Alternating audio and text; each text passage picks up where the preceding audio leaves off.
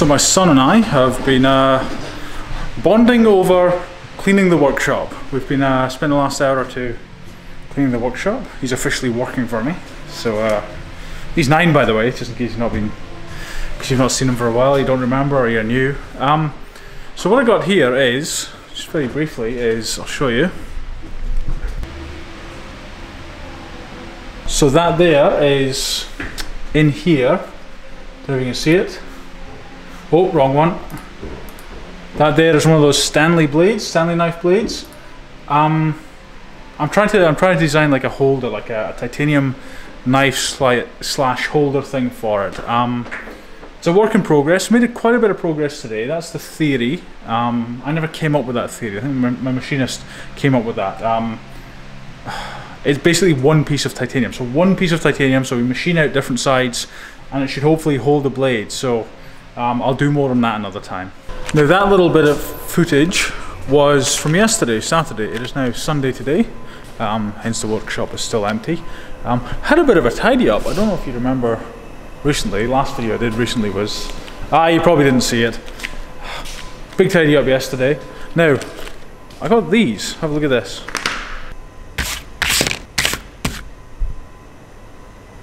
The reason for getting different makes and types is you can't trust the tolerances and specifications and that people will follow them for other things. I learned that very, very harshly with the titanium click pen we did recently. So those are 4 different brands of those, essentially the Stanley brand name, you know, common blade that you get. You know, you've seen those before.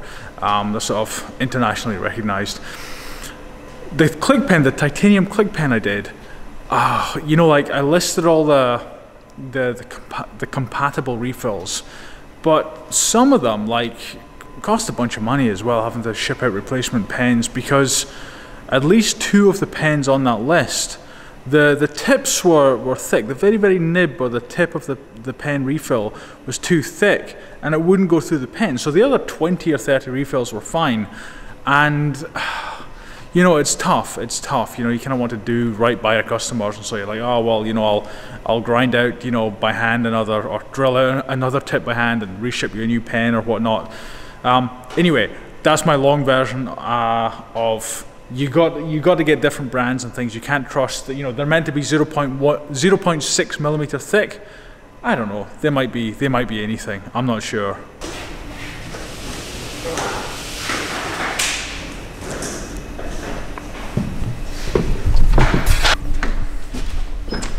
As you can see there, having a bit of a tidy up and a rearrange this morning while Brad and Nathan are.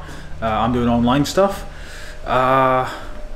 So what I'm going to show you is right now working on a fixture for the CNC machine. If you look at this here, actually if you look at this here, so the little Tyke knife, T-Y-K-E, Tyke knife that we made, this is the titanium holder for it. So as you can see, like that little gap there, we have to put we basically water jet cut that in there, but we do it in pieces. So we have one piece here and the other piece there. So they've been machined. We have 140 knives, so that's 280 pieces that have to be water jet cut. So it's going to take a while. We need to be able to hold them down, repeatability, you know, make them accurate. So what I've got here is that's going to be a block of aluminium. So these holders, I will just grab. So these holders here will fit in something like that. 1, 2, 3, 4, yada yada yada, 10 of them. That whole thing will sit on the water jet cutter, and yeah. Just about to start machining. Got a bit of aluminium here. You can see it's full of holes. It is just an old bit of aluminium that I think I used to use as a fixture. So this should be fine. I don't know how the holes will be positioned. They might be in the way of the holes I need to drill now. That's okay, no big deal. But yeah, milling time really.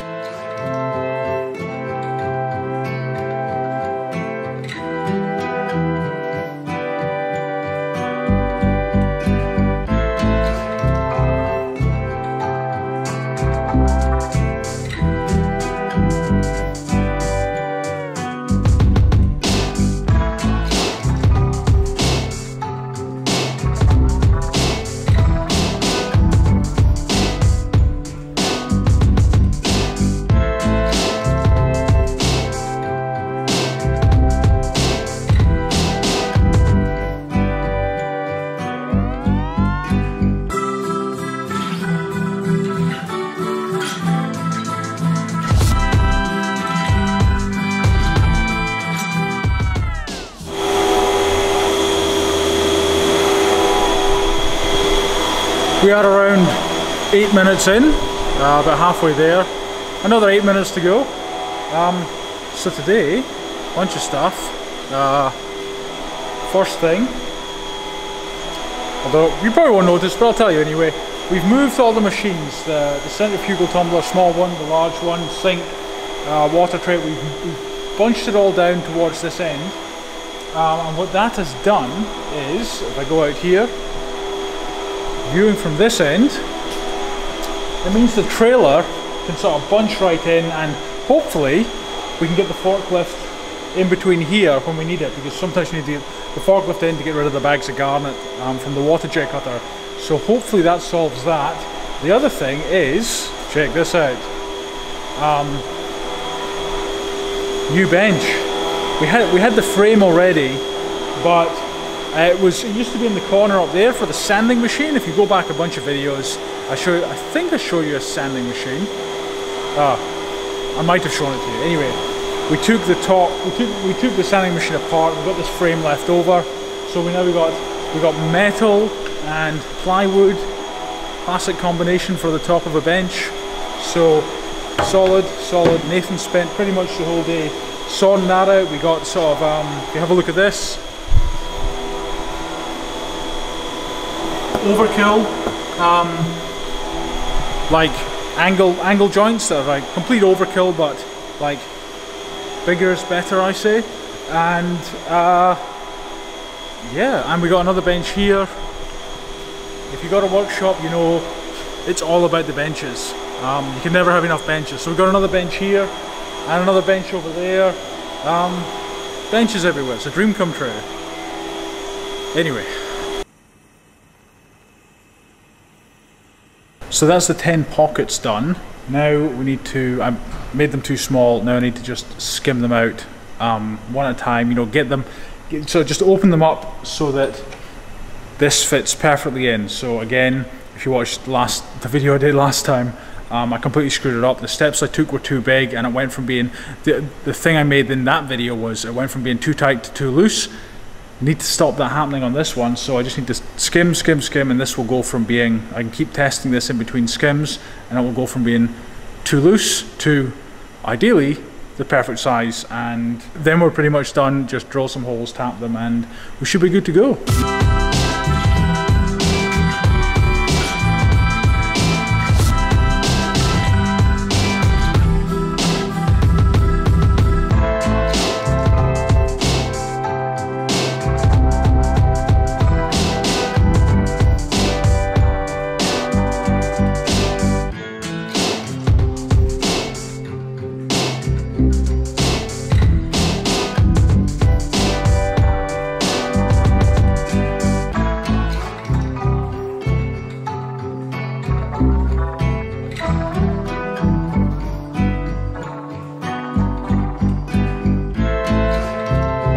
Can you believe it? I didn't screw it up. Not so far anyway. Now, gotta do the other ones.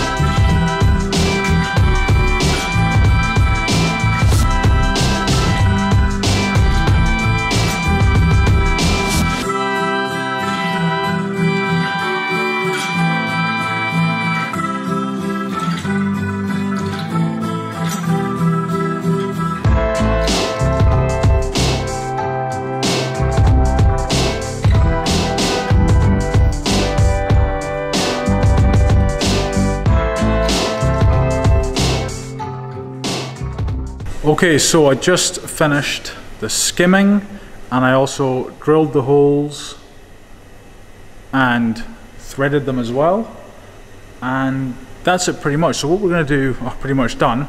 So what we're going to do now is, not right now, tomorrow, it's too late now.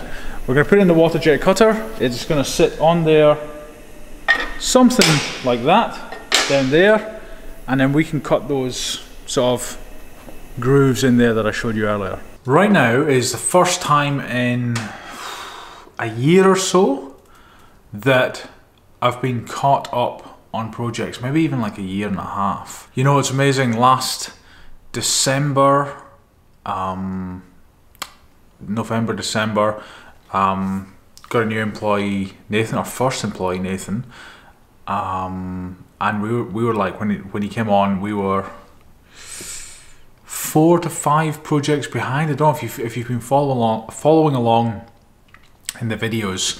We had a big project with like 1,500 pens and pencils, you know, titanium mechanical pens and mechanical pencils and pens.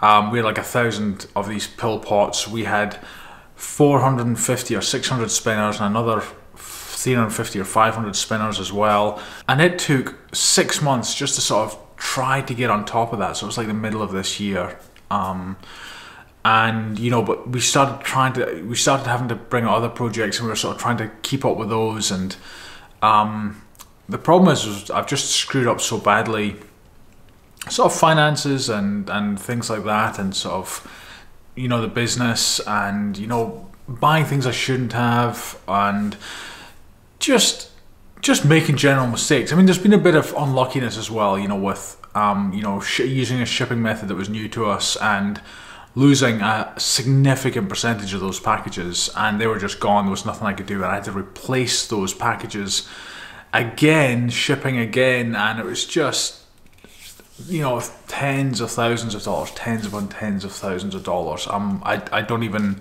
know what it was. I don't even want to kind of go and figure out what it was. It's done. I like to just kind of move on. Anyway, it's sounding a bit pessimistic, but it's really not. About excuse me, 3 or 4 months ago, we took on Sky, who is sort of does the packing and the shipping and that kind of thing. Like if I show you here, we can see how organized this is. So that's Sky who's done that, which is fantastic. And you know, so we're finally in the last week. Last week, Nathan came to me and said, I don't know what to do. And that's the first time that's ever happened in almost a year since I'm being here. And I was just like, holy, wow, basically, wow. Because that's never happened. That we've been so far behind, catching up. And right now is still really, really tough. You know, we're you know, battling cash flow, really battling it.